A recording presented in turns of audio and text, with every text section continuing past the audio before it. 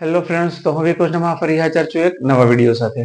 મિત્રો, આજના વિડીયોમાં આપણે એક પ્રશ્ન આપેલો છે કે જેનો આપણે જવાબ મેળવવાનો છે. તો પ્રશ્ન છે 51, 59, 67, 75 ક્રમિક સંખ્યાનું 16મું પદ શોધવાનું છે. મિત્રો, જ્યારે પણ તમારી પાસે આવો પ્રશ્ન આવે કે કોઈ પદ શોધવાનું હોય ત્યારે આપણે એક સૂત્ર યાદ રાખવાનું છે. Tn બરાબર a વત્તા n-1d. મિત્રો, જ્યારે પણ તમારી પાસે આ પ્રકારનો પદ શોધવાનો દાખલો આવે ત્યારે તમારે ફરજિયાત આ એક સૂત્ર યાદ રાખવાનું છે કે જેની મદદથી તમે કોઈ પ્રકારનો પદનો દાખલો ગણી શકશો. તો સૌપ્રથમ આપણે અહીંયા સંખ્યા નક્કી કરીએ. પહેલા a એટલે કે પ્રથમ સંખ્યા આવશે, પ્રથમ પદ. તો કે a બરાબર 51. ત્યારબાદ બીજું છે n. n એટલે કે જે આપણે પદ શોધવાનું કીધું છે તો કે 16. તો કે n બરાબર 16.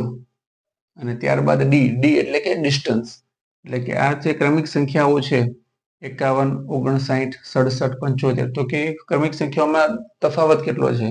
તો કે 51, 59 તમે જોઈ શકો છો કે 8 નો તફાવત છે. તો કે d બરાબર 8. આ સંખ્યાને આપણે સૂત્રમાં મૂકવાની છે. a બરાબર 51 વત્તા n-1, એટલે કે અહીંયા n બરાબર 16 માઇનસ 1 d. 51 વત્તા 16 માઇનસ 1 એટલે કે 15, d બરાબર 8. 51 વત્તા 15 ગુણ્યા 8, 15 × 120.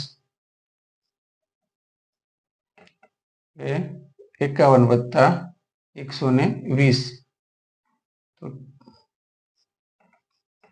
171.